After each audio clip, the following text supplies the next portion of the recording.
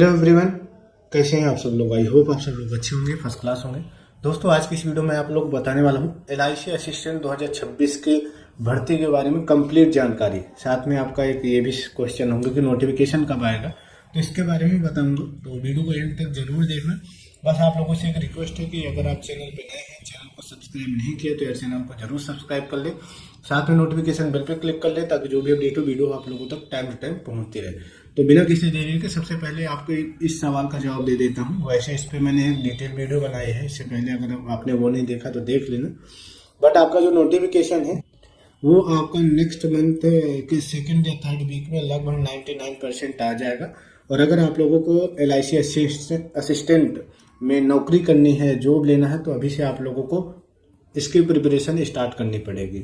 चलिए आगे बढ़ते हैं, सारे पॉइंटर्स के बारे में डिस्कस करते हैं। क्या सैलरी होती है, सिलेबस क्या होती है, एज क्या होती है, क्वालिफिकेशन क्या होती है, कट ऑफ क्या होता है, एग्जाम पैटर्न क्या होता है, तो स्टेप बाय स्टेप डिस्कस करते हैं। तो आगे बढ़ते हैं। आपका सबसे पहले डिस्कस करते हैं इसके जॉब प्रोफाइल के बारे में। जॉब प्रोफाइल को लेकर के बहुत ज़्यादा कन्फ्यूजन होती है कि इसका जो LIC असिस्टेंट की जॉब होती है वो एक एजेंट टाइप की जॉब होती है, इसमें सेल्स का टारगेट मिलता है। तो भैया ऐसा कुछ नहीं है, ये एजेंट टाइप की जॉब नहीं है, ना ही आपको सेल्स के टारगेट वगैरह मिलते। आपकी LIC असिस्टेंट का बैंक में एक डेस्क जॉब होती है, ऑफिस में आपको बैठना होता है और ऑफिस में बैठे बैठे आपको काम करना होता है। किस टाइप का काम करना होता है, तो देखो कैशियर से रिलेटेड आपका काम होता है, UPI पेमेंट्स मैनेज करने से रिलेटेड भी आप लोगों को काम होता है, कस्टमर सर्विस से रिलेटेड भी आप लोगों को काम हो सकता है, जैसे कि जो भी कस्टमर आते हैं उनकी क्या समस्याएं, क्या क्वेरीज हैं, उनके सोल्व करने वाला काम होता है बैठे बैठे ऑफिस में। ठीक है। तीसरा आपका बैंक का जो ऑफिस जो डॉक्यूमेंट वगैरह होते हैं, जो LIC से रिलेटेड होते हैं, डेथ क्लेम वगैरह होते हैं, उनकी सारी चीज़ों का फाइल मेंटेन करना होता है। अगर कुछ इशू हो जाता है या किसी कस्टमर को किसी को इसके बारे में जानकारी लेना है या कुछ हो जाता है, तो फिर उसके बारे में आपको उसको प्रॉपर गाइड करना होता है, बताना होता है। ठीक है।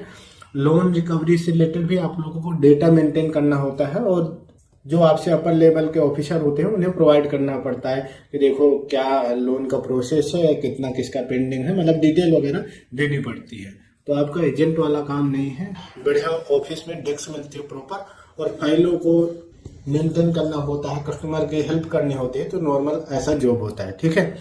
अब इसकी सैलरी क्या मिलती है, सैलरी यार अच्छी खासी मिलती है, गवर्नमेंट जॉब है। इसकी सैलरी आपकी जो स्टार्टिंग होती है वो लगभग 60,000 के आसपास इन हैंड सैलरी आ जाती है। बेसिक पे आपका 38,000 से 40,000 के बीच होता है। DA आपका 50% होता है। HR हाउस रेंट अलाउंस आपका 3,000, 3,500, 4,000, 5,000 के आसपास हो जाता है। ये आपके सिटी के अकॉर्डिंग कम ज़्यादा भी होता है। ठीक है। 3 कैटेगरी में सिटी डिवाइड होती हैं, तो ये आपका कम ज़्यादा होता है। अदर अलाउंसेंस भी आपका 3,500, 4,000 के आसपास मिल जाता है। ग्रोस सैलरी आपका अराउंड 60 प्लस बन जाती है, या फिर ये कहे कि 65 to 70 के आसपास बन जाता है। बट इसमें आपका 5 से 6,000, 7,000 के आसपास कुछ डिडक्शन होता है। और उसके बाद जो इन हैंड सैलरी आपको मिलती है वो अराउंड 59,000 या कह सकते हैं कि 60,000 के आसपास इन हैंड आपकी सैलरी स्टार्टिंग में मिल जाती है। फिर टाइम टू टाइम आपकी बढ़ती भी रहती है।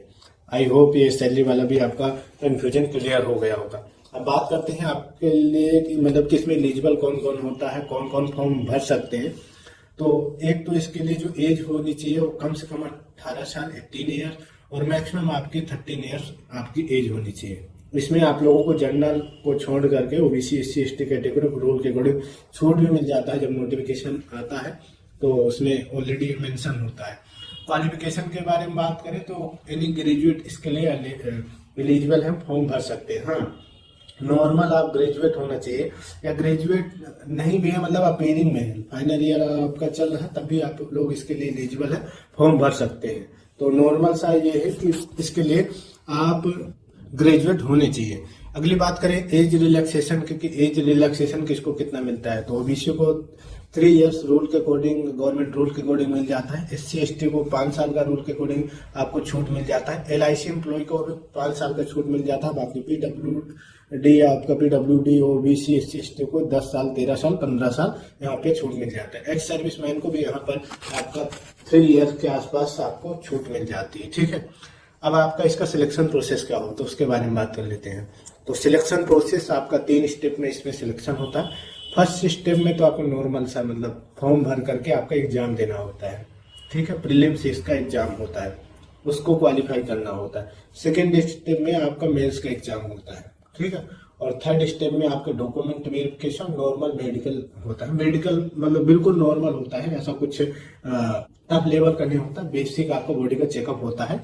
बाकी बहुत सिंपल होता है। अगर आपने प्री क्लियर कर लिया, मेंस क्लियर कर दिया, तो उसके बाद फिर आपका थर्ड वैसे ही क्वालिफाई हो जाएगा। तो ये 3 स्टेप में आप लोगों को सिलेक्शन होता है। अब सिलेबस क्या होता है, प्रीलिम्स में मेंस में क्या सिलेबस होता है, उसके बारे में डिस्कस कर लेते हैं। तो देखो, प्रीलिम्स में इसके मेन 2 सब्जेक्ट होते हैं, रीजनिंग और क्वांट। इसी से आपके 70 क्वेश्चन आते हैं। तो ये आपका 70 मार्क्स से पूछे जाते हैं। रीजनिंग और क्वांट 3 ही का मेन रोल होता है, बाकी ये हिंदी या फिर इंग्लिश ऑप्शनल होता है, इसको नॉर्मल क्वालिफाई करना होता है। तो मेन अगर आपको LIC असिस्टेंट बनना है, जो भी इसमें लेना है, तो आपको प्रीलिम्स के लिए रीजनिंग क्वांट में स्पेशल फोकस करना पड़ेगा। ये 35 क्वेश्चन आते हैं 35 मार्क्स से। इसमें आपको सेक्शन वाइज 20 मिनट्स आपको मिलता है। बाकी हिंदी या एक्सटर्नल कोई जो भी अगर लैंग्वेज चूज करोगे तो उसके लिए भी 20 मिनट मिलते हैं, बट ये क्वालिफाई है, ठीक है। तो ओवरऑल बात करें तो 100 क्वेश्चन हो जाते हैं 100 मार्क्स के, और इसमें आपको 1 घंटे का टाइम मिलता है। हाँ, मेन आपका जो क्वालिफाई होगे वो आपका क्वांट और रीजनिंग बेस पे ही आप क्वालिफाई होगी। ये आपका सिर्फ और सिर्फ जो लैंग्वेज वाला है सिर्फ क्वालिफाइंग है। मेन इसकी कट ऑफ जो बनती है, मेरिट बनती है, क्वांट और रीजनिंग से ही आपके प्रीलिम्स की कट ऑफ बनती है। तो ये आपको ध्यान में रखना होगा। मेंस के बारे में बात करें तो मेंस में क्या क्या आता है। अगर आप प्रीलिम्स क्वालिफाई हो जाते हो तो फिर उसके बाद आपका मेंस एग्जाम होता है। हाँ, एक बात यहाँ पे और भी क्लियर कर दूं कि अगर नोटिफिकेशन आ जाता है तो उसके बाद फिर आपको ज्यादा टाइम नहीं मिलता।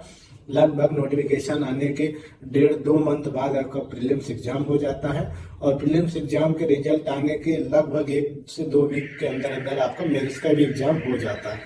तो अगर नोटिफिकेशन आ जाता है तो उसके बाद फिर स्टूडेंट को ज्यादा मौका या फिर ज्यादा टाइम इसमें नहीं मिलता है। तो अगर आप लोग बैंक में नौकरी करना चाहते हैं, LIC एजेंट बनना चाहते हैं, तो LIC असिस्टेंट बनना चाहते हैं, तो अभी से आपको फोकस करना पड़ेगा। मेंस का जो सिलेबस होता है वो रीजनिंग कंप्यूटर होता है। अराउंड 40 क्वेश्चन पूछे जाते हैं, 40 मार्क्स। इसमें आपको 30 मिनट्स मिलते हैं। जनरल अवेयरनेस आपका आता है, इसमें 40 क्वेश्चन 40 मार्क्स से 30 मिनट्स इसमें टाइम मिलता है। क्वांट आपका 40 क्वेश्चन 40 मार्क्स के 40 मिनट्स मिलते हैं। इंग्लिश या हिंदी इसमें 40 आते हैं, तो इनको आपको नॉर्मल क्वालिफाइंग करना होता है। बाकी आपकी जो कट ऑफ बनती है वो आपका इन्हीं सब्जेक्ट के बेस पे बनती है। हाँ, मेंस में एक चीज ये भी है कि इनके हिंदी और इंग्लिश का भी मार्क्स जुड़ते हैं कट ऑफ बनने के लिए, ठीक है। प्रीलिम्स में नहीं जुड़ते, लेकिन मेंस में आपका जुड़ते हैं, और 1/4 का इसमें नेगेटिव मार्किंग भी होती है, प्रीलिम्स और मेंस दोनों में। तो आपका प्रीलिम्स और मेंस दोनों में आपका 1/4 का नेगेटिव मार्किंग होती है।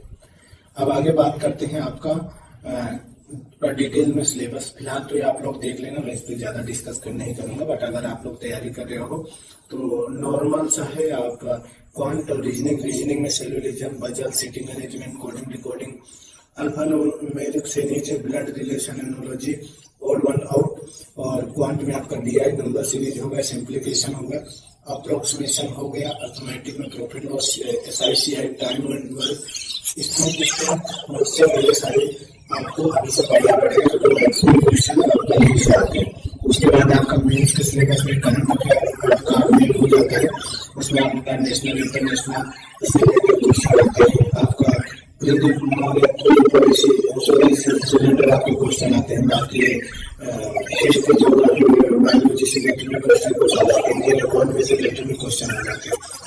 बाकी इंग्लिश और हिंदी में आपके ये सिलेबस आते हैं। तो फिलहाल तो डिटेल वाला आप लोग देख लेना। अब मेन बात करते हैं कट ऑफ इसको कितनी आती है।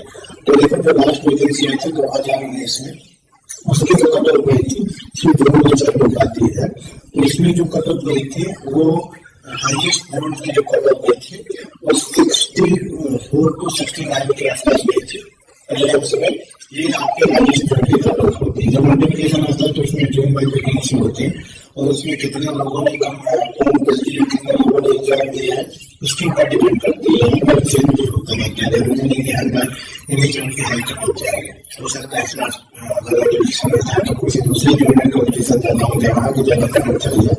बट लास्ट ईयर की जो हाईएस्ट कट ऑफ गई थी वो 69 गई थी दिल्ली रोड तक यहाँ की सबसे हाई कट ऑफ गई थी। बाकी टोटल जो कट ऑफ गई थी वो आपका पटना, अमृतसर, जबलपुर की गई थी। यहाँ पे 57 से 61 मार्क्स के आसपास मेंस की कट ऑफ गई थी, ठीक है। और दूसरी बात है, बाकी मेंस की जो कट ऑफ गई थी वो 200 मिनट से आपके दिल्ली रोड तक देहरादून के 13752 तक हाईएस्ट कट ऑफ गई थी। बाकी टोटल जो कट ऑफ गई थी 124 से 130 के आसपास गई थी, जिसमें से भोपाल, पटना, जोधपुर है। तो आप प्रीवियस कट ऑफ के हिसाब से या फिर आप अपने जोड़ के बोलते से क्लियर करने के टाइम को फ्लैश को सेट कर लेते इतना स्कोर करना है, ठीक है। बाकी कट ऑफ एग्जाम में अलग अलग हो सकती है, डिसाइड होती है, बट आप लोगों के आगे से सारी चीजें सब करने के लिए आप लोगों को सिलेक्शन हो पाएगा। तो आई होप आप लोगों को सारे डाउट्स क्लियर हो गए होंगे, सारी चीजें आप लोगों को समझ में आ गई। कुछ और क्वेश्चन कोई डाउट्स होता है तो आप कमेंट करके पूछ सकते हैं, वो भी ज्वाइन करो, वहाँ पर मैं सारी चीजें आपको बताता रहता हूँ, अपडेट करता रहता हूँ। वीडियो डिस्क्रिप्शन में दिया होगा, बाकी चैनल को जरूर सब्सक्राइब करो, साथ में नोटिफिकेशन बिल भी क्लिक करना ताकि जो भी अपडेट हो वीडियो आप टाइम टू टाइम पहुंच जाए। चलिए वीडियो बनाने तब तक लिखते हैं, बाय बाय, जय हिंद, जय भारत।